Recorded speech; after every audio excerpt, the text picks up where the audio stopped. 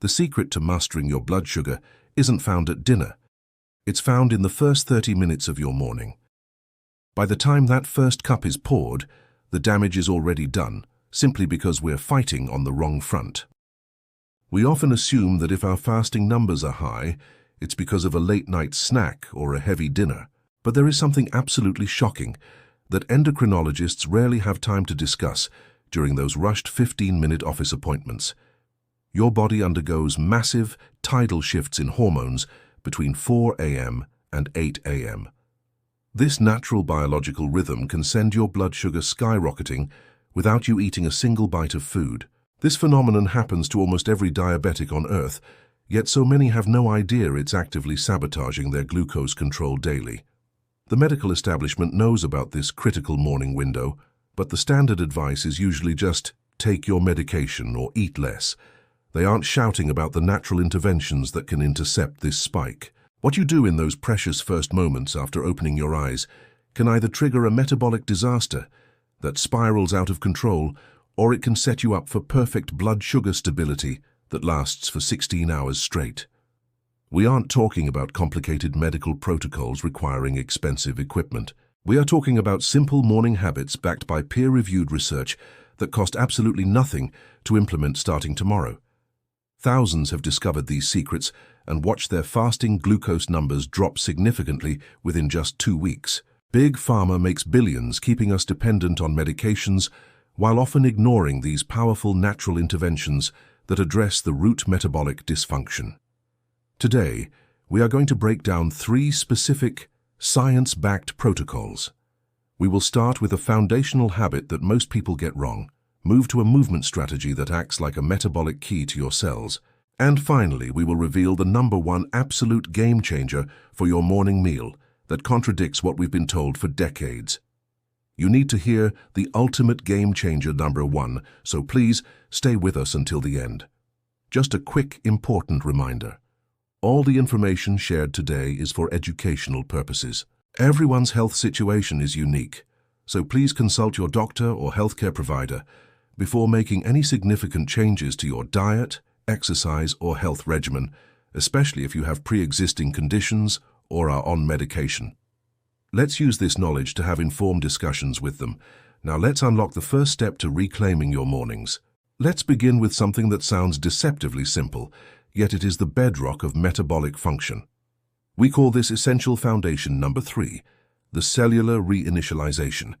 Have you ever woken up feeling groggy, your brain in a fog, even after a full night's sleep? You might check your sugar and see it's higher than when you went to bed, and you wonder how that is possible when you haven't eaten anything for 8 hours. During those 6 to 8 hours of sleep, your body has been incredibly active. You've been breathing out moisture with every exhale, sweating and producing urine. You emerge from sleep in a state of meaningful dehydration. For a senior managing blood sugar, this is critical because dehydration effectively concentrates your blood sugar. To truly grasp how this works, let's use an analogy. Imagine your body is a high-performance engine, and your blood is the oil. When you are hydrated, that oil flows smoothly, lubricating every part of the engine. But when you are dehydrated, that oil becomes thick, sludge-like and viscous. If you have a teaspoon of sugar in a cup of water, it's sweet. If you evaporate half that water, it becomes a syrup. That is essentially what is happening in your bloodstream when you wake up dry. The challenge goes deeper than just concentration. When your cells are dehydrated, the liver, your body's glucose warehouse, gets confused. It senses that blood volume is lower, and in a panic, it dumps more stored sugar into your bloodstream to ensure you have energy to wake up. This phenomenon is called hepatic glucose overproduction, and it is a primary reason fasting blood sugar stays stubbornly elevated. Furthermore, your kidneys, which act as the filter to remove excess sugar through urine, cannot function efficiently without adequate fluid volume. They need water to push that excess glucose out. This means that reaching for coffee first thing is a mistake. Caffeine acts as a mild diuretic. It flushes fluid out when you desperately need to keep it in. You are essentially accelerating the dehydration right when your body is crying out for moisture. The solution, our essential foundation number 3, is to drink 16 ounces of plain, warm, or room temperature water within 5 minutes of waking up. The temperature matters more than you might think. Ice-cold water can shock the digestive system and slow down absorption. Warm water, on the other hand, relaxes the digestive tract and dilutes that sludge immediately. It signals the liver that hydration levels are normal, so it can relax and stop dumping panic sugar into your blood. It gives your kidneys the fluid they need to start filtering out the excess glucose efficiently. Now, when it comes to this specific hydration strategy, it's especially important to listen to your body. If drinking 16 ounces feels like too much volume all at once, start with 8 ounces and work your way up.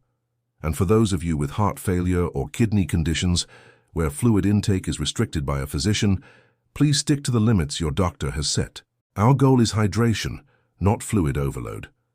This simple act of reinitialization thins the blood, lowers the concentration of glucose, and prepares your cells to accept fuel. It's the first step in telling your body, we are safe, we are stable. Once you have rehydrated the engine, you need to turn the ignition key. This brings us to metabolic key number 2, the AMPK activation protocol. Here is the hurdle many of us face in our prime years. We wake up stiff, our joints hurt. The inertia of sleep is heavy. Biologically, something else is happening that makes this inertia dangerous. Around 6 a.m. your body releases cortisol, the stress hormone, to wake you up. Cortisol naturally makes you a bit insulin resistant temporarily. It's a survival mechanism to keep sugar in the blood for immediate energy. However, in diabetics, this natural resistance doesn't just switch off, it lingers. You might sit at the kitchen table, read the paper, or check your phone for 30 minutes. During that time, the sugar stays trapped in your blood because the doors to your muscle cells are effectively locked. There is a common misconception that you need to go to the gym or do a high-intensity workout to burn off the sugar. But actually, high-intensity exercise in the morning can backfire. It releases more stress hormones, which can spike your sugar even higher because your body thinks it is under attack. So, how do we open the doors to the cells without insulin? We do this by activating an enzyme called AMPK. To understand this, let's look at a toll booth analogy. Imagine your muscle cells are a parking garage. Usually, to get the glucose cars inside, you need a ticket collector named insulin to open the gate. In the morning, the insulin collector is on a break. He's slow, groggy, or just not working well due to that morning resistance. Traffic, which is your blood sugar, backs up on the highway. Movement, specifically gentle movement, acts like an automatic EZ pass. It bypasses the ticket collector entirely. When you move your muscles, the AMPK enzyme opens a side gate, allowing glucose to flow into the muscles independent of insulin. It clears the traffic jam without needing the ticket collector to wake up. Therefore, metabolic key number 2 is to engage in 10 minutes of gentle movement before you eat breakfast. The timing is crucial. It must be before food. Walking is the gold standard here. A leisurely 10-minute walk around your living room or out in the garden activates the large muscles in your legs. These muscles contain the highest concentration of glucose transporters, and they are hungry for fuel. Research shows that just 10 minutes of this low-level activity can lower blood sugar by 20 to 40 points. It also lubricates those stiff joints and signals to your liver that you are using energy, so it stops producing more. Now, safety is paramount here. If you have balance issues or struggle with mobility, you do not need to walk briskly around the block. This can be done seated. Gentle marching in place while sitting in a sturdy chair, or simple leg extensions, can achieve this activation. If you experience any dizziness or pain, stop immediately. We are looking for gentle activation, not exhaustion. By combining the hydration from our first insight with this movement, you have effectively thinned the blood and opened the cellular doors. You are now primed. But now, you face the most dangerous trap of the morning, breakfast. This leads us to the most critical intervention of all, the one that contradicts the heart-healthy advice we've been fed for 40 years. This is the ultimate game-changer number 1, the protein anchor. Let's be honest about the typical American breakfast, especially for seniors. We've been told to eat oatmeal, whole wheat toast, maybe a banana, and a glass of orange juice. We think we are being good, but here is the harsh reality we need to face. For a diabetic, eating a carbohydrate-heavy breakfast after an overnight fast is like throwing a lit match into a warehouse of fireworks.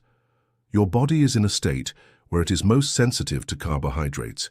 If you eat toast and oatmeal, your blood sugar doesn't just rise, it rockets. And because of the morning insulin resistance we discussed, your body can't bring it down quickly. You crash 2 hours later, get shaky, crave more sugar, and the roller coaster continues all day.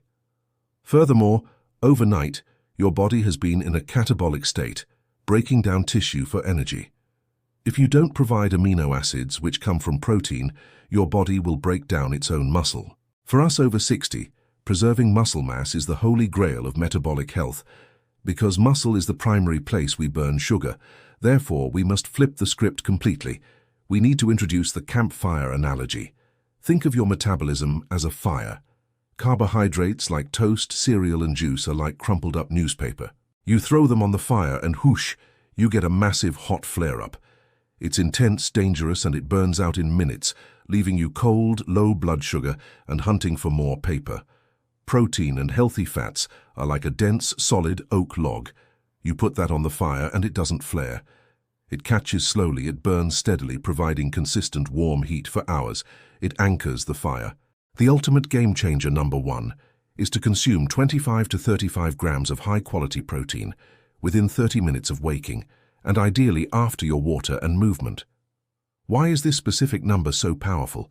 Because reaching that threshold triggers the release of a hormone called GLP-1. You may have heard of this hormone. It's what the new blockbuster weight loss drugs are mimicking. But you can produce it naturally. GLP-1 slows down stomach emptying. It tells your brain we are full. It blunts the spike of any carbohydrates you might eat later. It creates what scientists call the second meal effect, meaning that eating protein at breakfast actually improves your blood sugar response at lunch. The best source? Eggs. 3 whole eggs provide about 20 grams of perfect protein and healthy fats. Add a side of Greek yogurt or a handful of walnuts, and you hit that magic 30-gram number. Of course, dietary changes are personal. If you have an egg allergy or are managing cholesterol under strict doctor supervision, you can opt for other sources like lean turkey sausage, tofu scrambles, or a high-quality whey isolate protein shake. The goal is the protein content, not specifically the egg. Always adjust to your specific dietary needs. By eating protein first, you are placing that oak log on the fire. You prevent the spike, you protect your muscle mass, and you keep your energy stable until lunch. And there you have it, the ultimate game changer, number 1. It might seem counterintuitive to trade your toast for eggs and your coffee for water, but as we've explored, the impact it can have on your daily stability is truly remarkable. That is why we saved it for last. So let's recap this morning ritual that can transform your health. First, we start with essential foundation number 3, drinking 16 ounces of warm water to reinitialize the system and fix the viscosity of your blood. Next, we unlock the cells with metabolic key number 2, using 10 minutes of gentle movement to activate AMPK and bypass insulin resistance. And finally, we secure our stability with the ultimate game changer number 1, eating a high-protein breakfast to trigger GLP-1 and anchor our blood sugar for the rest of the day. Each one is a stepping stone. You don't have to do them all perfectly tomorrow. Maybe you start with the water. Then next week you add the walk. Which of these insights, perhaps it was the hydration strategy or the movement key or even that protein revelation, resonated with you the most? Which one are you thinking of trying first? I'd love to hear your thoughts. Please share them in the comments below. We read them, and your experience helps others in this community feel less alone. If you found this journey through these health discoveries valuable, please give this video a thumbs up. It really helps others find our community. And don't forget to subscribe and hit that notification bell for more powerful strategies tailored for our fantastic group of healthy seniors. Until next time, stay healthy, stay curious, and keep thriving.